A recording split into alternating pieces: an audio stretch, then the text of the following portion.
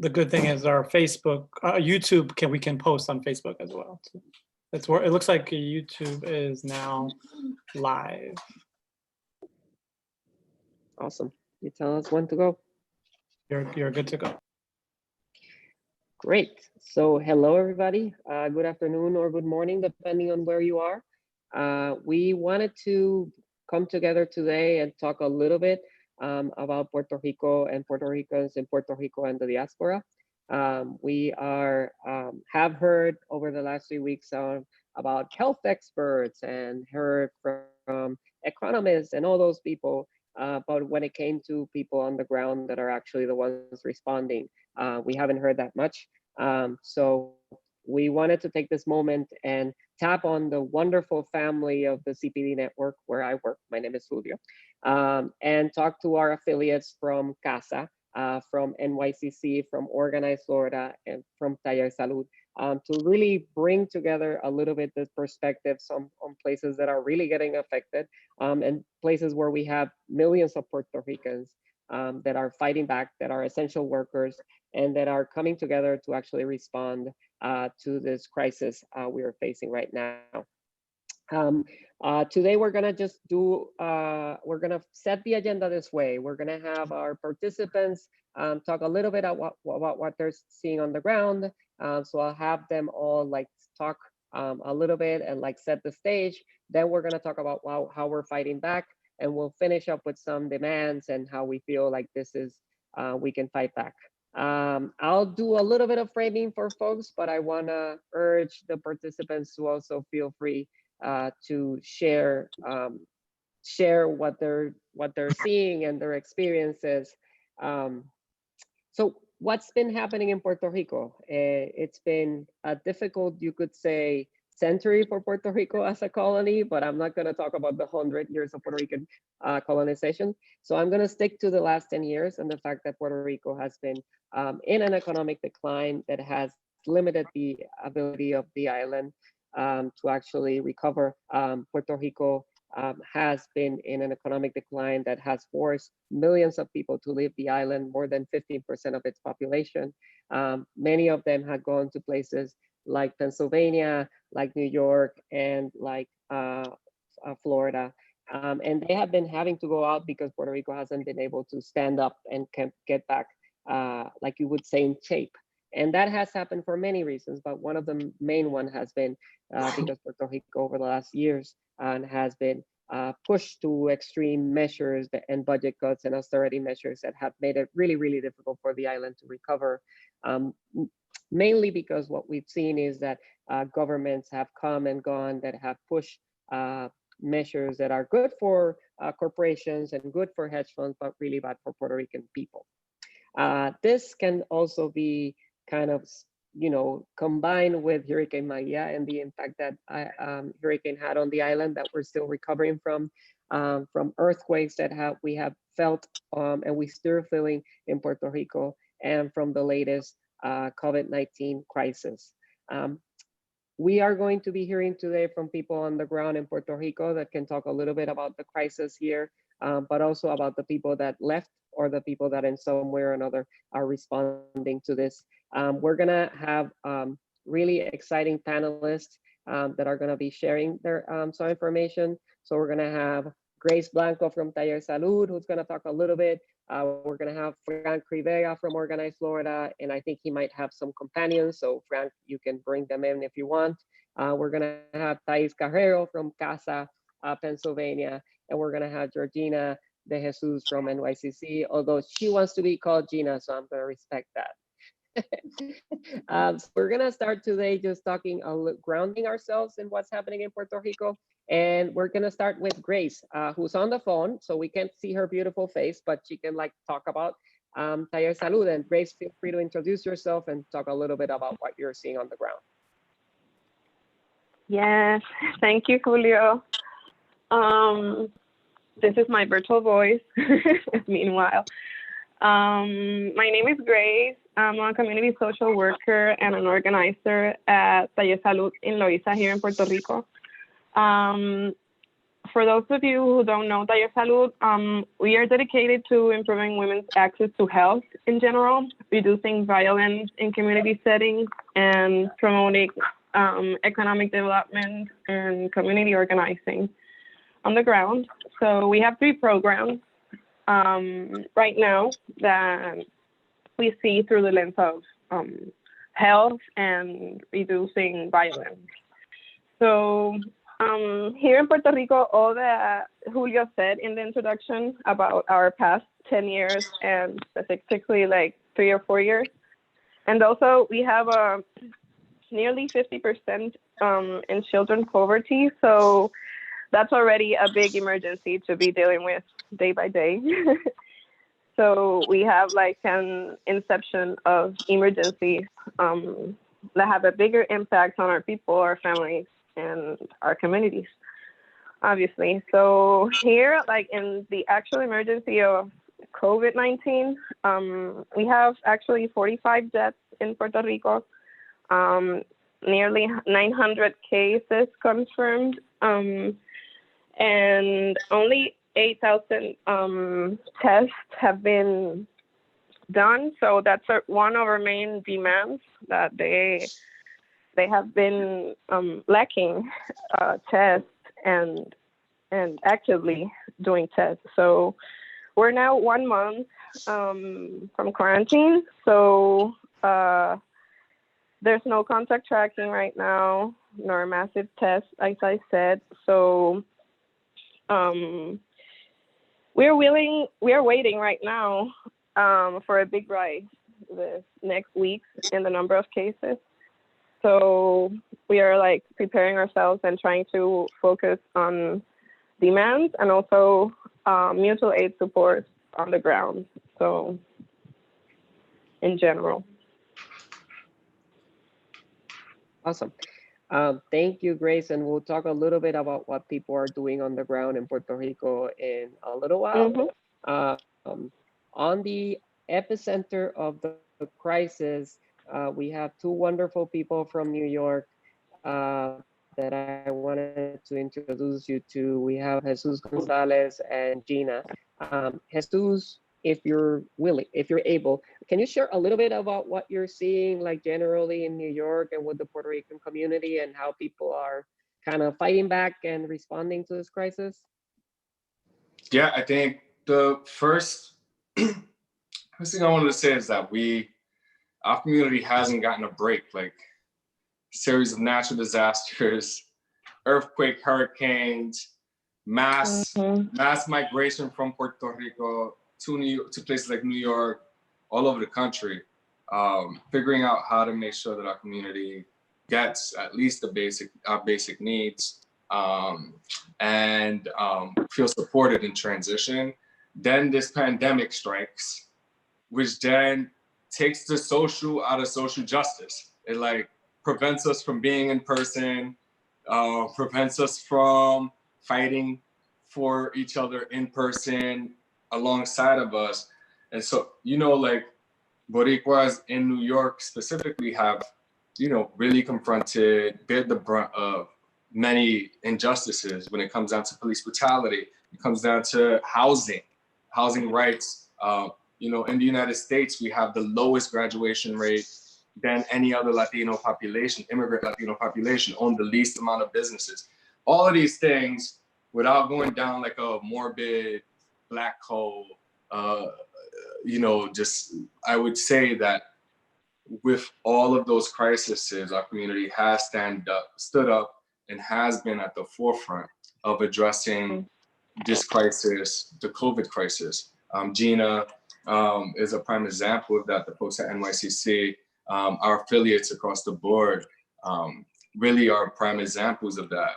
Organizations, community organizers who are not only living it, who are also find the time of crisis as an opportunity to respond and to step up for our communities. And so I just want to leave some space for Gina to kind of talk about how the impact has been on organizing efforts and NYCC in particular.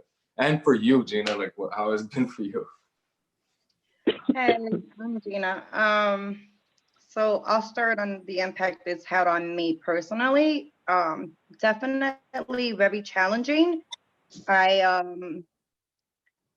I was telling Julio, like, who helps the organizers when the organizers are taking on everyone else's problems? And this pandemic has proven that we are some kick-ass organizers because we are literally shouldering the weight of every single member we have.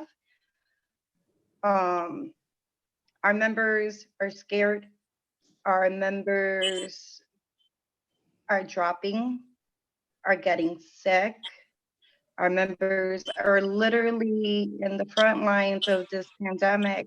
They work in grocery stores, they work in the hospitals, and the response that we have gotten from our government is bad. They're definitely not looking out for our members or for the Puerto Rican race. I am now working with a lot of East Harlem members, which is prominently all Puerto Ricans. And to see and to hear them and like endure their pain has been something that I'm never gonna forget. We are doing a lot. We are fighting with not just the Puerto Rican community, but we're also supporting the undocumented folks, along with our regular members. They also are taking the front end of this pandemic with no kind of hope whatsoever.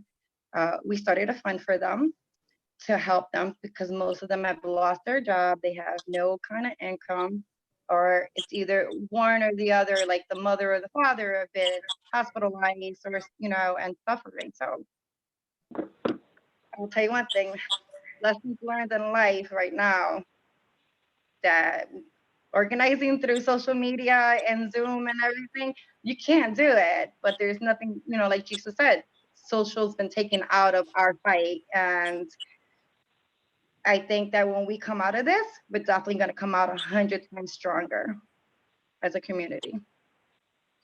I just wanted to also mention, like, at the heart of where Gina is organizing the members and some of our affiliates is New York has been hit, like one of the hardest hit areas in the city.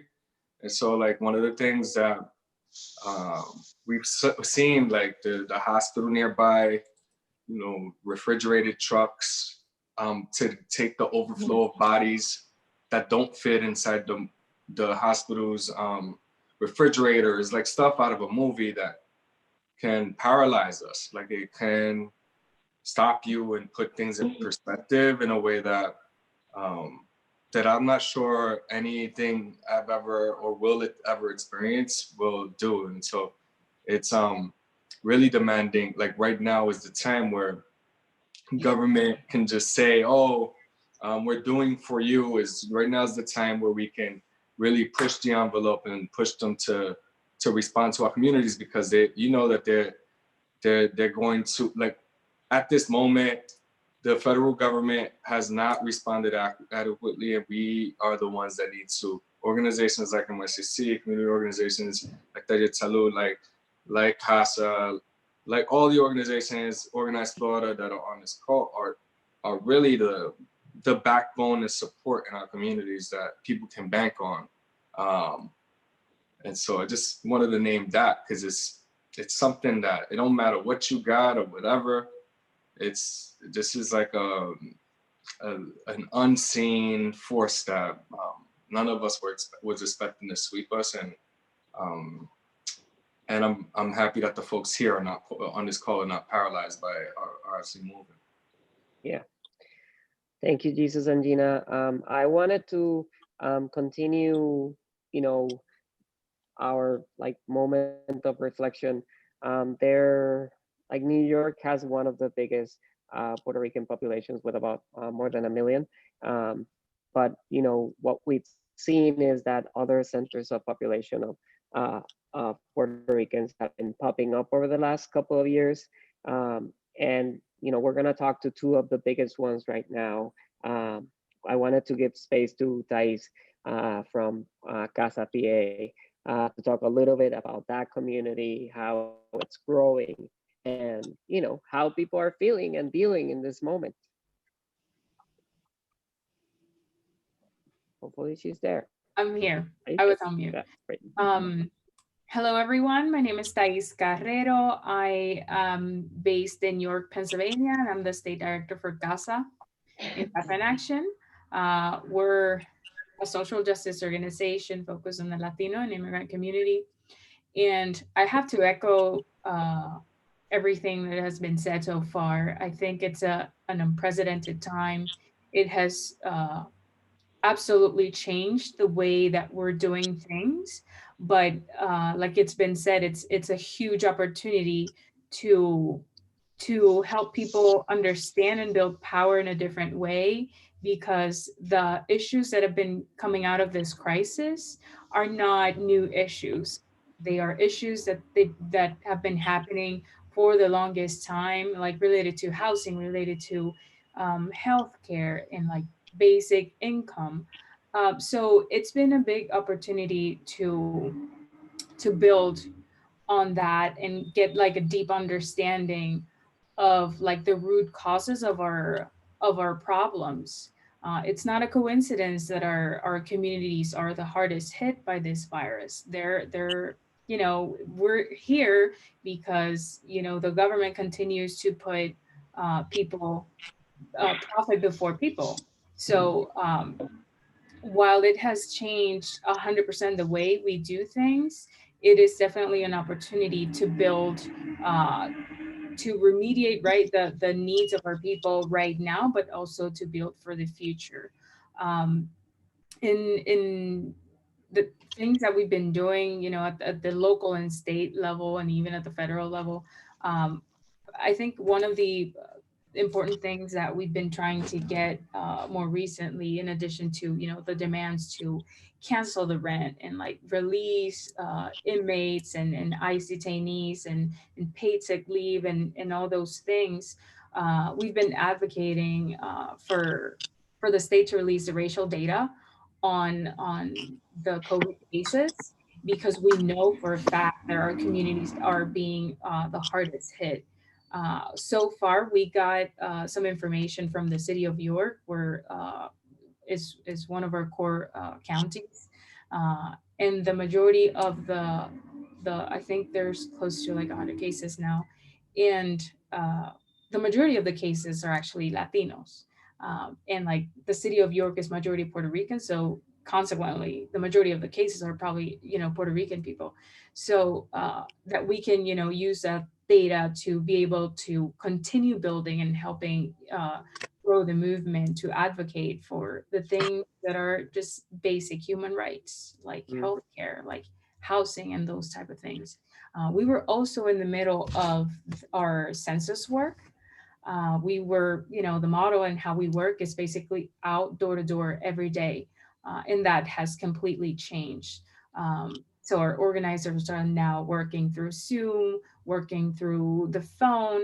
But again, because a lot of people are in their houses, we've been able to make a connection that was harder to make before. We've been having 20, 30-minute long conversations with people that are now, you know, empowered to talk to their neighbors, to their family members, of things happening that are happening here and in Puerto Rico, and building that power to, you know, in the future, change the root causes of our problems. So again, we're also dealing with, you know, response with the immigrant community. We know that they've been left out 100% from every single relief package that has been put out by the federal government. We also came up with a solidarity fund to help those people that do not qualify for the stimulus check or do not have any income at all, to be able to help them, you know, with the rent when it comes to the time to pay. Luckily, we also have a services arm that has been managing a hotline where people can call, and we basically direct them to services, everything from access to food. A lot of people don't have access to food. A lot of people are scared of going out to the grocery store. So we connect them with where the resources are in terms of food, housing. We're helping people apply for unemployment and kind of like follow up with those things. There are employers who are hiring. So there's people who are out of a job that we're trying to connect with people that are already hiring, and also making sure that people are protected when they go, because we know, our communities are the ones in the front line working, at grocery stores and in the essential businesses that are basically still open. So making sure that our workers are protected. And if they don't feel safe, they have a resource to go to if they decide to stay home. So again, it's been challenging, but it's been a great opportunity to build power and create that understanding that there are roots for these problems, and that the COVID didn't cause these problems, and we need to do something to change that. Awesome, thank you, Thais. I wanted also to give some space to the wonderful folks from Organized Florida. The couple here, which is always good. We have Frank and Mildred, and I see other names, but I just lost them. So I wanted just to, you should all organize yourselves on how to respond. I think the questions for Orlando, as the epicenter of the Puerto Rican community right now, a place where I've heard that Disney has fired most of its workers, and we know that a lot of them are Puerto Rican. How are you all thinking about this? How are you all responding to this? Like, how is the Puerto Rican community there? I don't know if Bram wants to go or someone else. I was going to ask Cristelis to do introductions. My name is Frank Rivera Martinez, and before I go ahead, I just want to say that it seems that I can be the father of all of you. Okay, and it makes me happy. It makes me proud. Okay, the next generation of Puerto Ricans. That being said, I'm a recent member of Organized Florida, and one of the things that we're doing is we're trying to develop leadership within the community. We're trying to get people involved in helping themselves, because it's not enough to provide the help, but also we need to develop that leadership within the community. So what we're trying to, one of the things we're trying to do is somebody joins, that person who joins, try to get 10 people more to join, because you need to have the numbers. Without the numbers, okay, the politicians will not pay respect. They will not listen to us. You need to show the force. You need to show your power. Right now, within what we call the captain program, okay, train the leaders. They're going to be the leaders. We had developed a program for making phone calls within the community in order to find out the needs. We have a short questionnaire in which we go ahead and ask if they have problems about the rent, if they have needs concerning food, the lack of food, if somebody's ill and they cannot fend by themselves. And we call, and sometimes the stories are heartbreaking. And I remember this lady that I call, 53, cancer survivor, her mother, 83, also a cancer survivor, and they couldn't go out.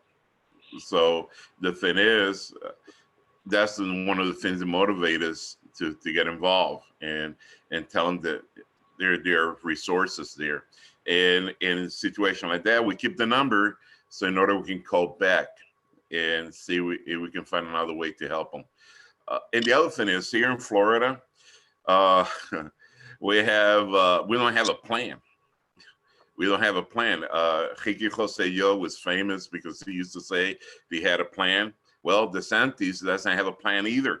He had left, he has left it up to each of the counties and the cities. Like, for example, the beaches are open. The beaches are open. Clearwater shut down their own. Miami-Dade, they shut down the beaches. Other beaches are open. So there's not a centralized plan. And here in Florida, you can come on down, okay, because the golf course is also open. And instead of people staying at home, no, you can come down and do that.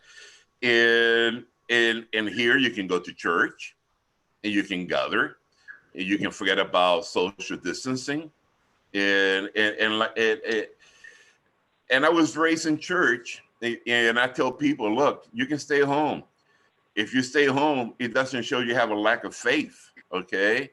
It only shows you're prudent, you're using common sense. That's all. Mhm. And the thing is that we're trying not to do the work only with the Puerto Ricans. I'm Puerto Rican, Bayamon, okay? And Vaquero all the way. And the thing is, I recognize that we are all in this together. I'm a Puerto Rican, and my attitude is, look, I don't care if you're Colombian, Venezuelan, Cuban, Dominican, African American, okay? If you stand up for fighting for our rights and you're signing up for defending the rights of the community, you're my brother. I will stand for you because I know you will stand for me too, okay? And what else? Number two. Second question about what are we doing as the captain program, and I think that's it.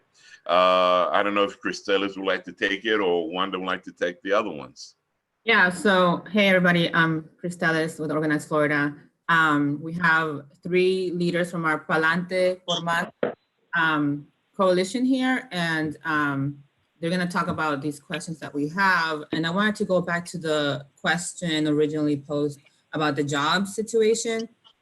So Wanda and Mildred, if you want to talk a little bit about that and how it's affected the Puerto Rican community. Wanda. Okay.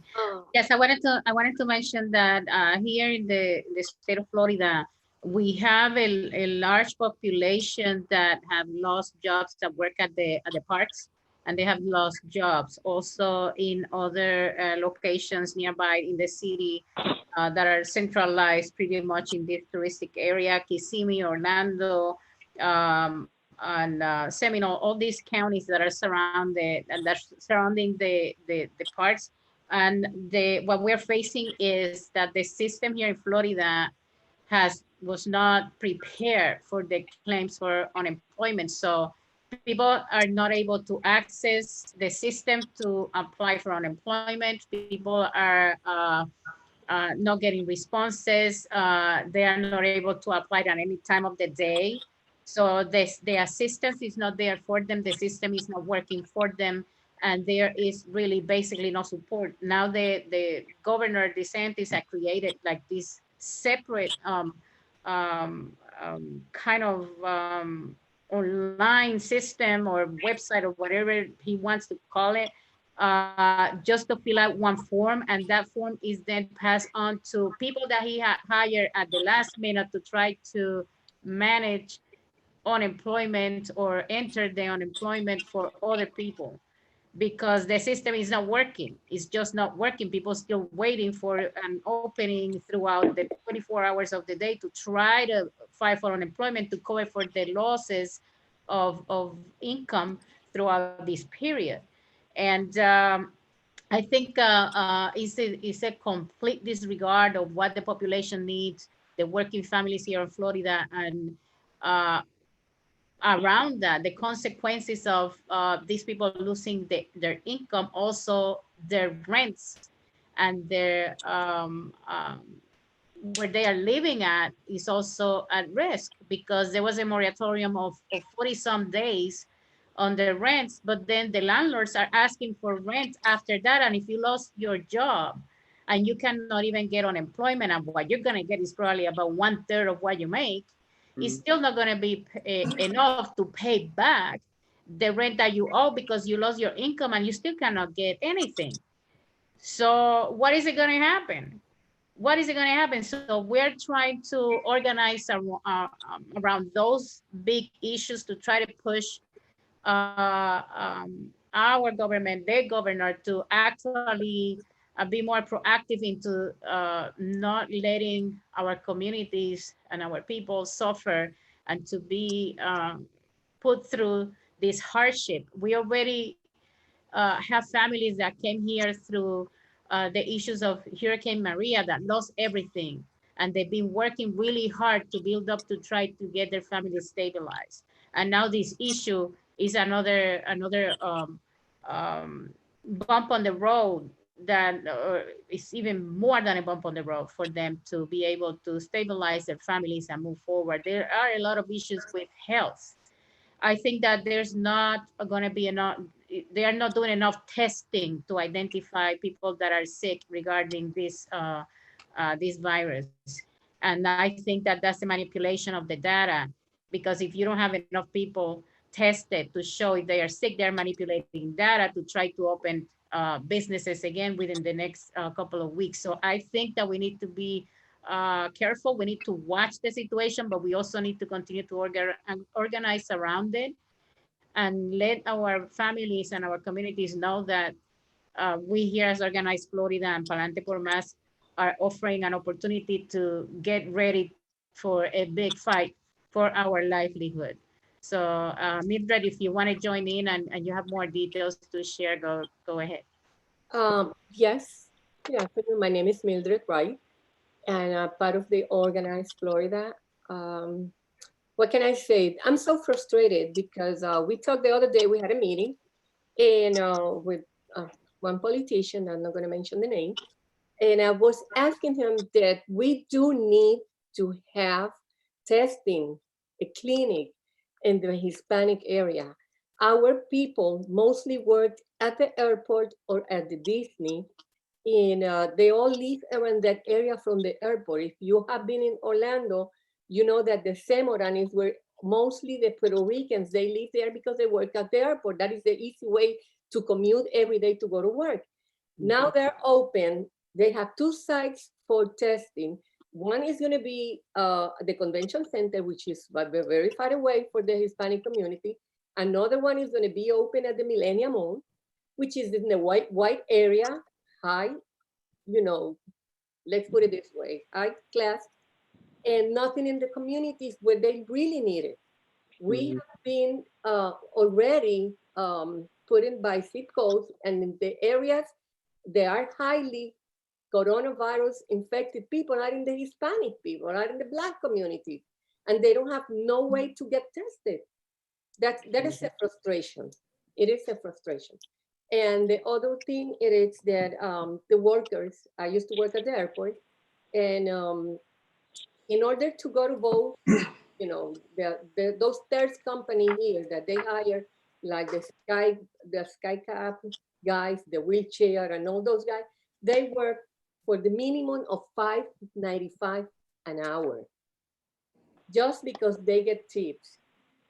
Okay, so they don't go to vote because they have been telling me, if I go to vote, it's going to take me a whole day for me to go to vote, get transportation, get to the location, and I'm not going can't afford it, because if I miss one day of work, I'm going to miss one day of food, one day of rent, that I cannot complete my rent. It's a lot of issues that we do have, and that we do need to educate the community. We need to fight for our community. We need to get together. And that's one other issue. Mostly the Puerto Ricans that come from Puerto Rico, I have found out that Puerto Rico, that the whole year and all the year it's politics. When they come here, they don't want to get involved in politics. It's too much for them. They are saturated because too much of politics over there. Plus, they don't know the system. So we need to educate for them to go out to vote. We need to educate them. We need to make them easier. If we don't make it easy for them, they're not going to do it. Because that happened in the past election that I was working, registering people. If you don't go to pick them up, if you don't tell them, if you don't try to push them and educate them, So we definitely need to educate them. We definitely have to make it easy for the community to come out. And another issue that we do have here that it's very sad, it's that this is a state that it's at will. Mostly the people that work here, as the Puerto Ricans and the Hispanic, they are the jobs that pay the less, and they are at will. And if they just go to vote and they don't make it on time, the employer just can tell it, okay, you're out, you can go home. And they take their badge and you don't have a job. So those are the things that people have that they, in their mind, voting and come out, it's not the priority. Thank So you, Mildred. it's a lot of issues. We need to work on that. We need to try to right now work with the coronavirus and bring the clinics to the community. So the Black community doesn't have a test, a center to go to be tested, and the Hispanic community either. So what we're gonna do in 3 months? Thank you, Mildred. And I think that's what we're going to talk a little bit about now, how communities are responding in this moment. You know, it's interesting because one thing that I was reminded of about a week ago was that normally if Puerto Rico has a crisis, then people leave and they go to Orlando or they go to Pennsylvania or they go to New York, but we're all in the same boat. Right now, we're all in many cases stuck in their homes. And I think one thing that I've heard in this conversation is how like Black and brown people in Puerto Ricans are the ones that are responding, are the ones that are in the jobs that are helping other people stay home, are the ones that are organizing people so that they go out to vote, are the ones that are making sure that people are safe. So we're the nurses, the teachers, and all of those people. So I wanted to just give opportunities for folks to talk a little bit about how they're thinking about their work. I wanted to start just from Puerto Rico's side, like Grace. I know that you all just started an initiative this week, and you know, thinking about like what are the demands that you all have in this moment, and how are you organizing your communities to try to get our people safe and healthy right now. Yes. Shout out to Ale, who's the communication kid in Taller Salud. So thanks for launching the landing page of the campaign. So we've been talking with our membership like 2 weeks, 3 weeks from now, obviously through Zoom and keeping up the organizing work the virtual way. But past week, we launched that platform that you can see there or our demands. It's tallersalud.com/nos tenemos, which means we have each other.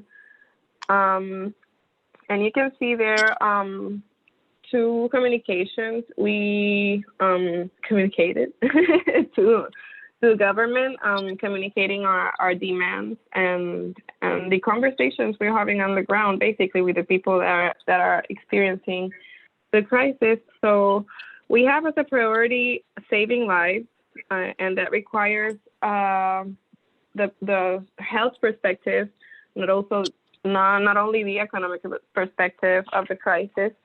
So we are calling up for social measures in the crisis, in the context that we are coming from Hurricane Maria, the summer of 2007, and the earthquakes that we didn't recover from them fully. There's still people living that crisis, and also there's people that have blue tarps still. So imagine having a quarantine under a blue tarp with no with a blue tarp, you don't have a tu techo, So it's really hard. It's like the inception of the crisis. And right now we're asking for social measures, the health perspective, and that brings, massive tests. That's the only way we can track the contacts. That's also the other demands from the health perspective. We're also asking for or demanding resources for the people that are in essential services right now, like protection and masks and all that's needed to doing that work in a dignified way. And in terms of government, we're asking obviously for transparencia, and transparency and access to information. You know, that corruption is everywhere also, and we're asking for transparency in the management of this emergency because it has cost lives. So that's something that, you know, on the bright side, the communities are strengthened also. So all these crises, volvemos on the bright side, have helped to strengthen that backbone in the community. And right now, it's un logro to see that it's rooted in mutual aid right now, and that people are standing in the front of it and doing the things that we have to do to survive. And also constructing, you know, the demands and the things that other people also have to do, like the government. So also we are aligning with CBD's demands on a just recovery of Puerto Rico. That means the canceling the debt. It's like we are in a crisis, and you are maintaining the paying of the debt when we have people that can't eat in a quarantine. So that's also like part of our demands. I invite you again to see them on the platform. Hopefully you can put them on screen or somewhere in the platforms of CPD or your pages, so we can keep connecting that what's happening on the ground and Puerto Rican community outside Puerto Rico. Awesome. Thank you, Grace. And I think what you listed about like how we can support each other is kind of the core of what Taller Salud does. And I think you know, from our perspective, fighting for Puerto Rico not to have to pay bondholders and hedge funds when our people are suffering is one of our core demands. People keep talking about the federal response and keep talking about the fact that the federal government needs to give us money. Well, we're still waiting for the Hurricane Maria money, but we have money in the bank right now that could be used for the recovery of Puerto Rico. So, you know, in a moment where we need money, you don't ask like you don't necessarily like, you look for your own pockets, and if your own pockets you have some money, you should be demanding and using it. I wanted to like tap into that a little bit and have Jesus and Gina talk a little bit about how New York as the center of the of what's happening, but also the Wall Street Center is a place where we have lifted our demands around debt cancellation and push the AG to act to defend the rights of Puerto Ricans. So I don't know, Jesus, if you want to share a little bit on that. Yeah, I think so. First of all, I just wanted to just give me a second. I wanted to like name something really quick because I'm hearing on this call the amazing solidarity and the amazing resilience that all you organizers on this call have been demonstrating through this crisis. Wanted to also name that Boricuas have been at the center of the civil rights movement with the Young Lords, have been at the center of immigrant rights movement, whether it's on the ground, some of you here, or even in the halls of Congress with Luis Gutierrez, was one of the primary voices in the immigrant justice fight with policy. Time and time and again, and I feel like I wanted really this, I love solidarity and we need everyone to pull in. I'm saying this simply because the sense of urgency for folks to come show solidarity with Puerto Rico and Puerto Ricans. Specifically, we go through very unique issues, you know, like highest number of asthma cases in New York City or Boricuas, housing prices, graduation rates, one of the lowest in New York City. There are issues that are very specific to the Boricua community that need to be addressed, and I'm glad that folks here are doing that. I also want to say that, you know, we're beautiful people. of African descent that come from all shades, from black all the way to white and everything in between. And so we have to, I feel like we're used to extending ourselves, and we have in this crisis, and we is really calling on folks to really show solidarity with our community that really needs it. There's some clear ways to do it, and one is if anyone wants to run for president this year and they're seeking our support. You know, there's 5 million Puerto Ricans across the United States right now, and nearly 3 million in Puerto Rico. Like, it's a significant population. Really come correct with us. Have a plan to address the economy, and La Junta Fiscal really delegitimize and cancel the debt is one call that we have for sure, and support self-determination of our brothers and sisters and our parents in Puerto Rico. Reason why we're here, reason why I'm in New York is because of colonialism, you know, colonization. And so really amplifying that. And so we've looked at doing that, and the same thing with electeds in New York City as one of the meccas of Puerto Ricans in the United States. Really, there's over 1 million of us in New York State. Really look for ways to support legislation to hold Wall Street accountable.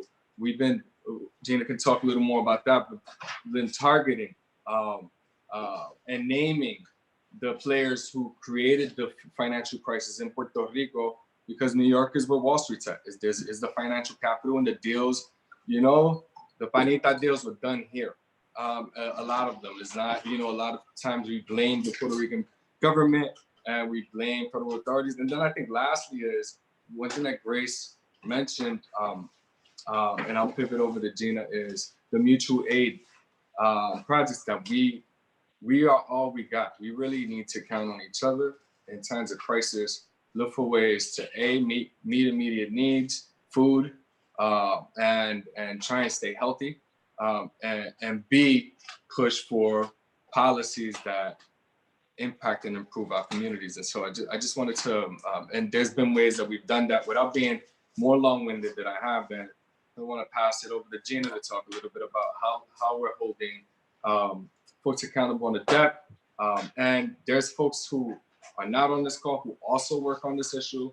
There's a very broad coalition. And so, Gina, if you want to add on to what's already been said. Yeah, so one of our main targets in New York has been hedge fund manager named Steven Tannenbaum, who is also on the board of the MoMA. So we've been doing personal attacks on him to get him off the board. Not sure if you guys realize that Golden Tree Asset Management actually owns about 90% of the debt that's in the island. So he's been one of our targets. We've also have been speaking with the state's attorney general, Letitia James. We are asking that she actually investigate the debt of Puerto Rico because it is within her power, since most of the debt has been created on Wall Street by those hedge fund companies. So that's a few of the things. So, you know, the whole cancel the debt has been like our little creation and our little child, and, you know, we're nourishing this child, and we're not gonna stop. Before I was put into self-quarantine 5 weeks ago, we actually had a bit, you know, we had an action outside of Letitia James' office demanding that she investigate that. And it was a really cool action because, like, all the cops are actually scared to go near us because, you know, of the coronavirus and shit. So they like pulled out like tons of barricades and were like, you have to stand over here. You can't come near us. So it was a really cool action to be like, oh, okay, you fuckers are scared of us. But we're not gonna stop. We're gonna continue. We're still in talks. Jesus also mentioned that we are working with a lot of politicians on new legislation that would also protect the island. So, you know, la lucha sigue. So we're here. I ain't going nowhere. My grave calls me. I'm here fighting. And one thing that I also wanted to mention is that the network is also pushing for around the federal stimulation package to make sure that Puerto Rico was included, working alongside allies in Congress, but also our network to elevate that, lift that as a demand to make sure that the stimulus benefits get to Puerto Rico regardless of whatever conflict they're having over the economy or whatever pushback they have because of the debt. And also looking at, kind of replicating what different states have been doing around rent, freezing the rent, canceling rent, and really protecting our families. And so just wanted to also mention that. And this is like literally all within a month. I think the earthquakes are happening in January and Toito. So it's been a busy time for sure. Yeah. And I wanted to just lift up a couple of things that were said. We're pushing for canceling the debt because nobody and no bondholder should be paid while our people suffer and recover. We're making sure that Puerto Rico gets added to any stimulus package because it might sound crazy for people that are not Puerto Rican, but we need to fight for the same rights that people get in the US because we are second-class citizens. And I know we're running out of time, but I wanted to push two questions to our folks from both Organized Florida and Casa PA that are a little bit controversial, but in a good way. We just heard that Joe Biden is going to be our presumptive nominee for the Democrats, and we also know that Trump hasn't shown any love for Puerto Rico. So we have a candidate on the one side that supported Promesa and that supported a lot of things that were hurtful and created the crisis we're on, and that's Joe Biden. And then on the other, we have a person like Trump, who has shown no love for Puerto Rico and, as you know, threw towels at Puerto Rico while our people suffered.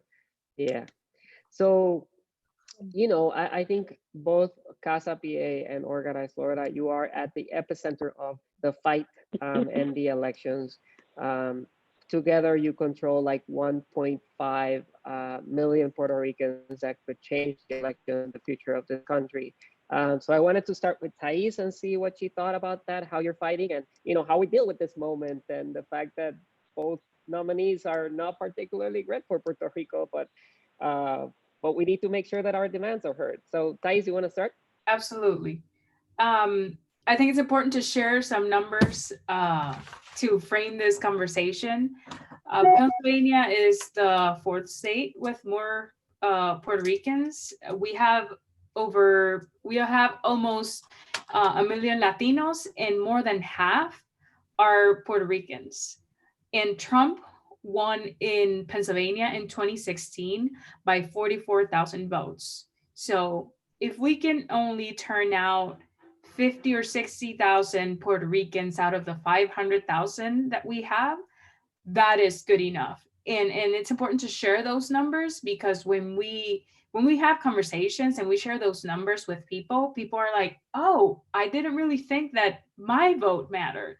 But then when you share, as a whole, maybe one is not necessarily a lot, but if we can have these conversations with many people, we're definitely a force to be reckoned with, and we need to recognize that.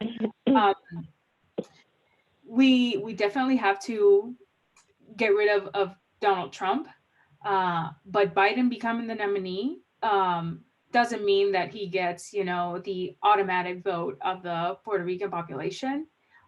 People are definitely paying attention, and people understand, the origins of Promesa and what brought us here. So our demands definitely need to be heard, and we need to hear commitments from Biden to be able to, trust and know that we can actually trust him. We need more than promises. Like, we need to make sure that they understand that we won't take anything less than canceling the debt, because it's illegal, because it's wrong. but again, it comes to trust. We definitely need to have a conversation, and like the Biden and his campaign need to understand that, you know, we're not asking for anything extraordinary. We're just asking for justice, you know.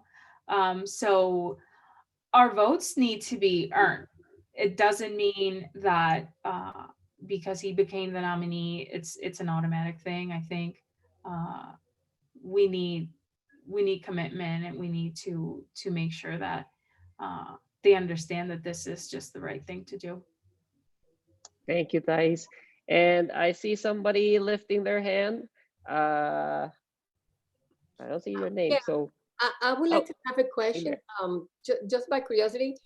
Can we make the organizations that we are united, once Biden becomes the nominee, you know, put the pressure, maybe talk to him, maybe has a convention and go as a group together, make him realize what is the situation right now, what do we expect, what he needs the vote, he needs us. So it's a matter that make him understanding the importance that he needs to put on us, you know, to look at the Puerto Rican community. Yeah. I would like to add something there, and it's that go ahead.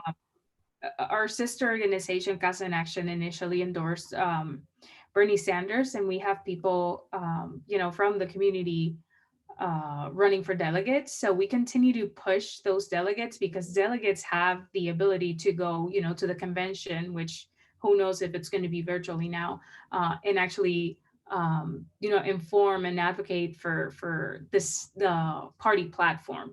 So we continue to do that. It's, you know, it's Biden became the nominee, but we have to make sure that we still have influence in that party platform to be able to put our demands in the forefront. Awesome. And Wanda, I know you wanted to say something. We're running out of time, but I think we can go like 3 more minutes just to finish this conversation. Thank you. I'll try to be quick. I just wanted to add regarding the Puerto Ricans and the Latino community in general here in Florida. And we have 3 different ways to vote. We have early voting, we vote on the regular or official voting day, but we also have vote by mail. Historically, the vote by mail has not worked very well within the Hispanic community. And because of the distrust of the system, they'd rather go vote on the official day. We still have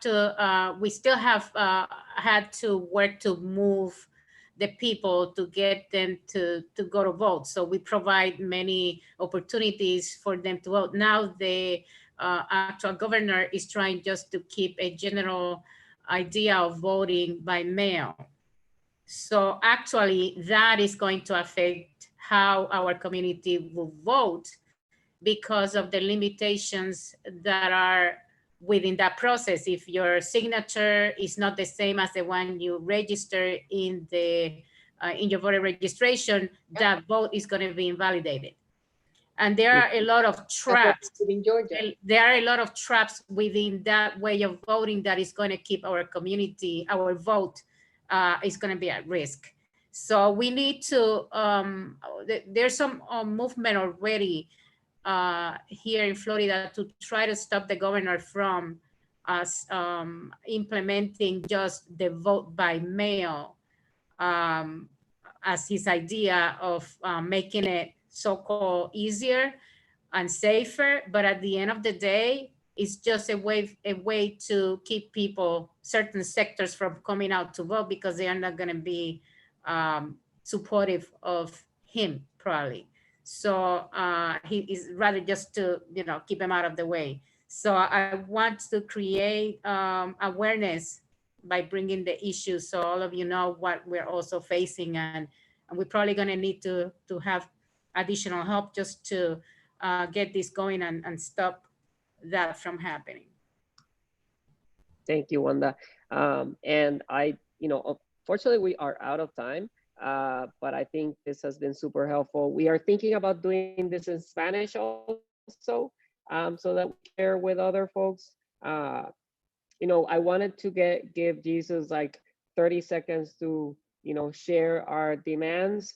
And after that, you know, we'll close, but I'm sure we'll be back and keep talking like we should be. So Jesus, you're on mute, Jesus.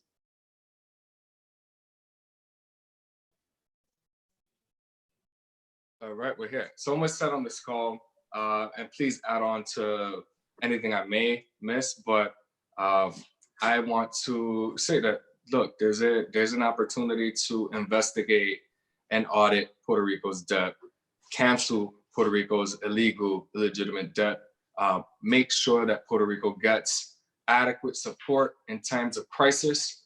There is money right now sitting in a bank in a general fund in Puerto Rico with nearly $9 billion that can be used for just recovery efforts. No one in Puerto Rico should be hungry right now. No student should have, no student should go without internet right now. And more austerity measures should not be implemented ever. And so I think that is one thing. The other thing is looking at policies that, I guess that's all I wanted to add, is that there's money right now to pay the debt. There's money right now for just recovery efforts. Yeah. We should cancel the debt, and every state, especially New York, electeds in New York can do policy measures to address Puerto Rico's debt. And so I think that's our major push right now, is making sure that all the resources that are available and owed to Puerto Rico, whether it's Hurricane Maria funding, whether it's stimulus money, whether it's money sitting in a bank waiting to pay hedge funds that took advantage of our island, use that money for the people, and in this, especially in this time of crisis. Puerto Rico para los puertorriqueños. Yep. Puerto Rico for Puerto Ricans. Well, thank you all. I'm sure we'll be back. Thank you all for sharing, and we're all in the same boat, but if we keep fighting, we will win. Thank you. Have a good day. Yo, Okay, LeBron. bye.